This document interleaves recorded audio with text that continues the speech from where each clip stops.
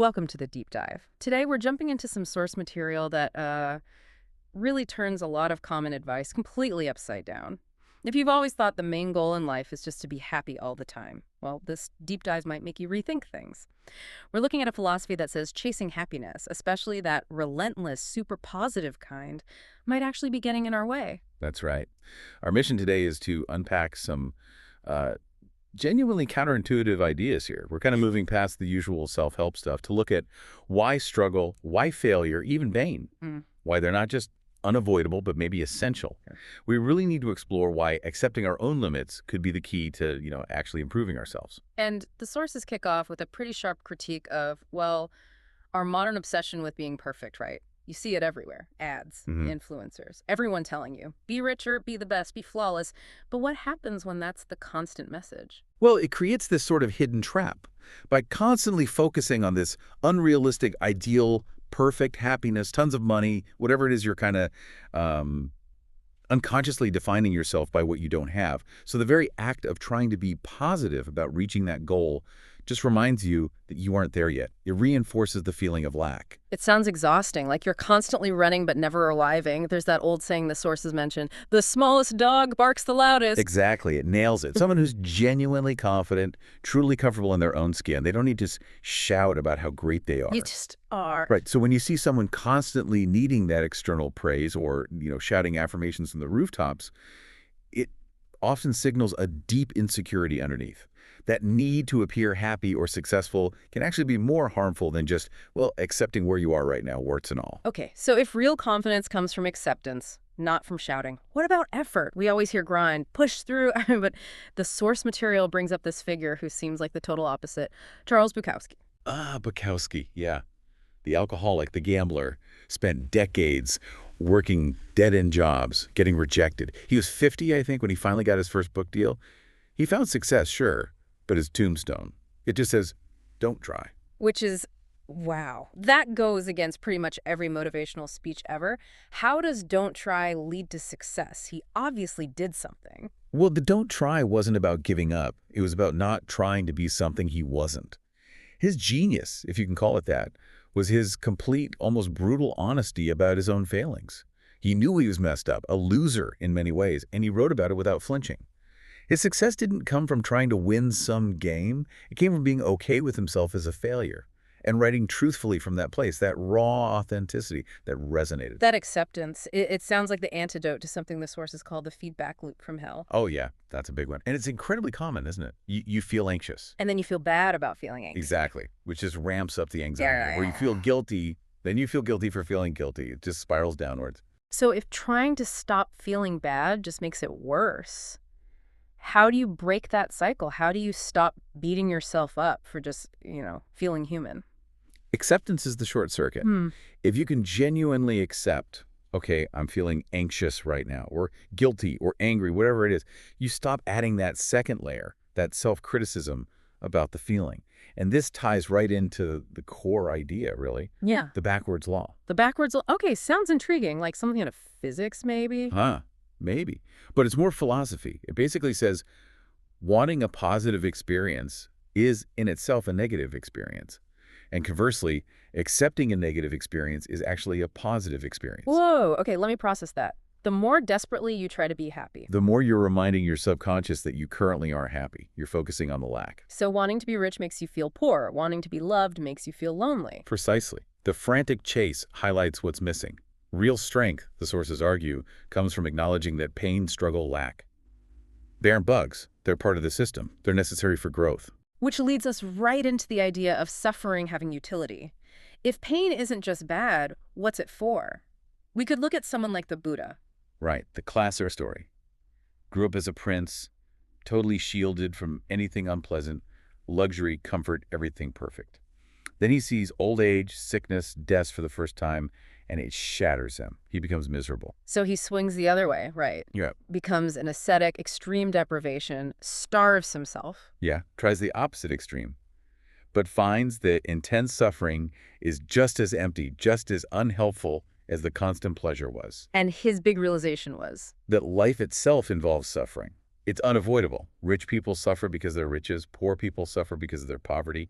Pain, loss, They're just part of the deal. They're So inevitable. pain isn't a mistake in our design. And not at all. It's a feature. Think about physical pain. You stub your toe. You learn pretty quick not to walk into that table again, Yeah. right? It teaches boundaries. Psychological pain is similar. It's like your brain's check engine light. It signals something's off, something needs attention, maybe needs to change. It nudges you. So if pain is inevitable and even useful, then happiness, it can't be a place you arrive at. It has to be something else. Exactly. It has to be an action, Yeah. a process. Yeah. The sources say problems never actually stop. They just get upgraded, hopefully. Like Warren Buffett still has money problems. They're just different problems than someone who's homeless. Right. He still spends his day solving problems. Happiness, then, comes from the act of solving problems. Specifically, solving problems you actually care about, rather than trying to avoid them altogether. And the big roadblocks to that are denial and playing the victim. Absolutely. Denial, blaming everyone else, saying my life sucks because of X, Y, or Z external thing. It gives you a quick little emotional high, right? Takes the pressure off. Sure, it feels good for a second. But it's temporary, and it stops you dead in your tracks. It prevents you from ever actually tackling the real issue, the thing you can control, which is your own response and your own actions. This ties into entitlement, doesn't it? The sources use this character, Jimmy, the startup guy. Ah, Jimmy. Mm-hmm. Yeah, he's sort of the poster child for delusional positivity. All talk, no results, constantly hyping these big plans that never go anywhere. But incredibly confident the whole time. How does that work when things are clearly not working? Well, the sources critique that whole self-esteem movement from the past few decades. We were sort of told that feeling special and amazing was the first step to success. Yeah. But the evidence, it suggests, teaching everyone they're exceptional, just creates a lot of Jimmys.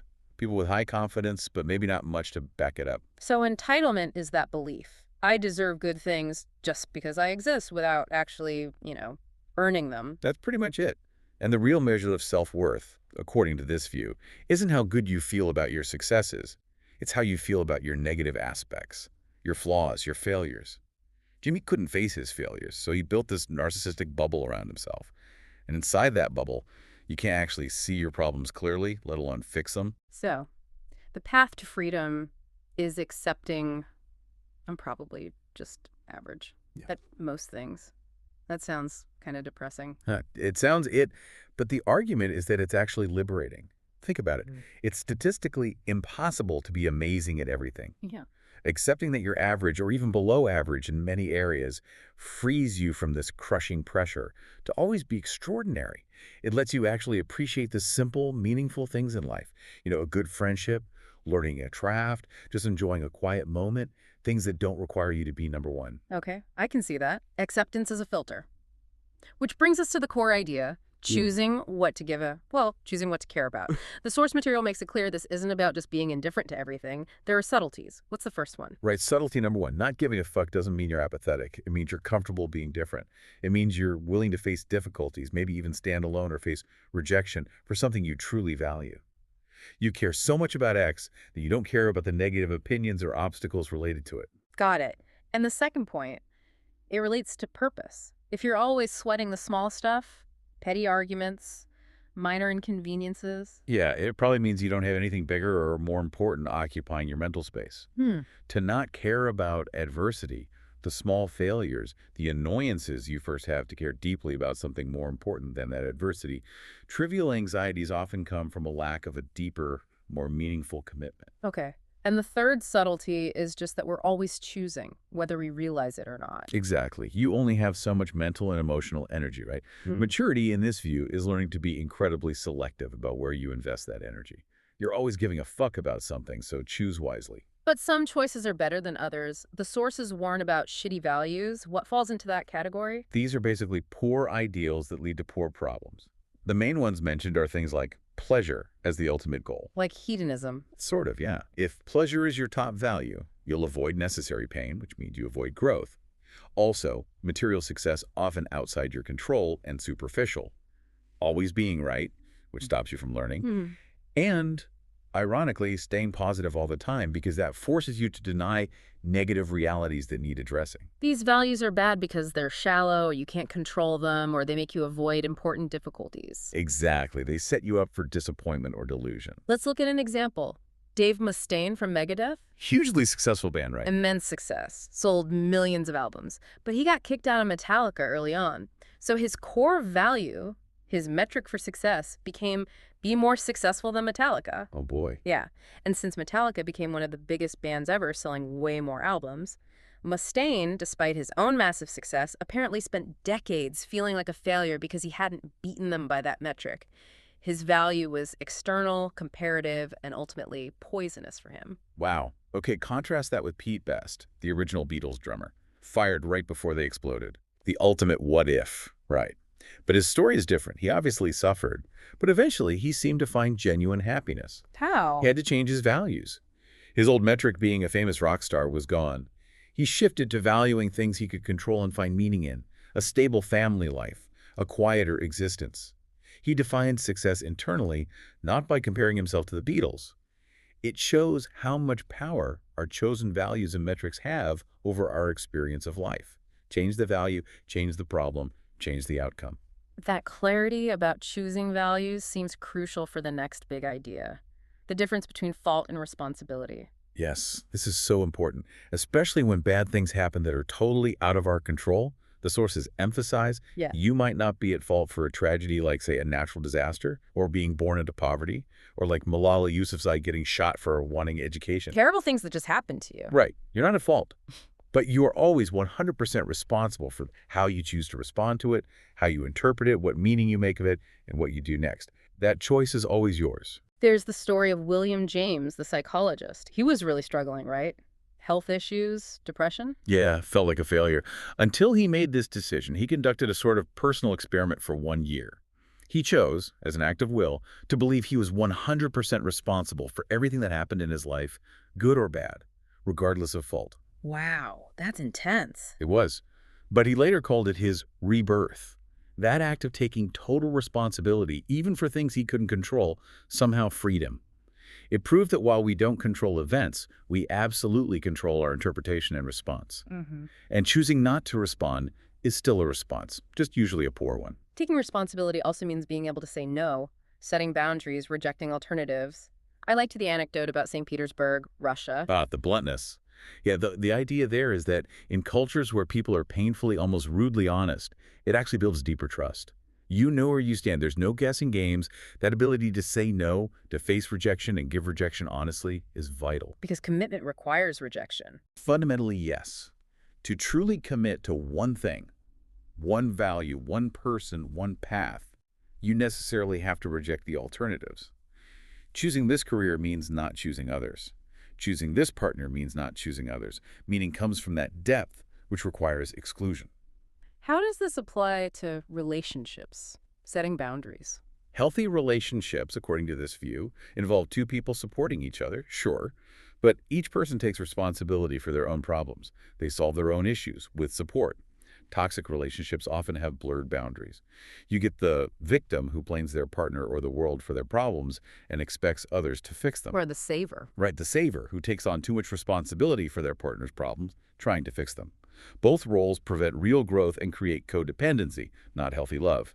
Each person needs to handle their own shit, basically. Okay, so let's pull this all together. We're talking about changing our values, choosing better metrics, embracing necessary pain, taking responsibility.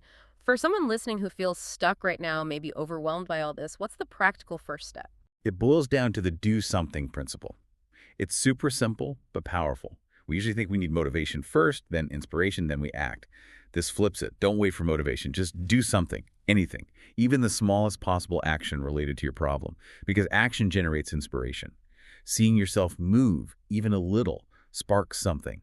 And that inspiration then builds motivation to do more. So if you're stuck, just do something. Yeah. Anything. The answer isn't more thinking, it's movement. That's really practical action first. As we're choosing our values, taking action, there's a final layer, isn't there? The ultimate reality check. Mortality. Ernest Becker's idea of immortality projects, how we build our lives around things to distract us from death. Exactly. Death is the one absolute certainty. And confronting that, keeping it in mind, is maybe the most powerful tool for clarifying our values. Because when you really grapple with the fact that your time is limited, like the source describes feeling while standing on that cliff edge at the Cape of Good Hope, it tends to burn away the superficial bullshit. All the trivial things we worry about just seem small. They become insignificant. Contemplating your own death can force you to ask, Yeah. what really matters? What legacy do I want to leave? What values are worth dedicating my limited time to? It's the ultimate compass. That acceptance of death doesn't sound morbid then. It sounds freeing. It makes the day-to-day struggles seem lighter somehow. That's the final piece of wisdom, really. When you truly accept your own finiteness, your own impermanence, you realize deep down there's nothing really to be afraid of, ever. Because the worst has already been accepted. Living fully means being ready to die at any time. And paradoxically, that acceptance allows you to truly live, to choose what matters, and, well, to not give a fuck about the rest.